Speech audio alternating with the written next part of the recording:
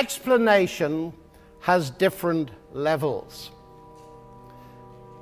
When Isaac Newton discovered his law of gravitation, he didn't say, I've got a law that explains it, therefore I don't need God. What did he do?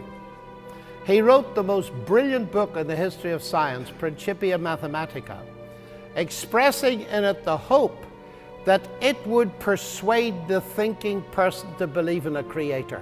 Now it's worth following his logic, because this is not God of the gaps thinking, this is the exact opposite. What Newton is saying is, look, I've discovered something of the way in which the creator works. Isn't it brilliant? And his additional scientific knowledge increased his faith in God. Now you think for a moment, that's the way it works at all levels.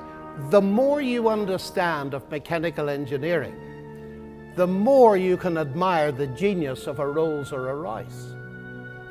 The more you understand of how difficult it is to paint, the more you can admire the genius of a Rubens or a Picasso. It's not the less, it's the more.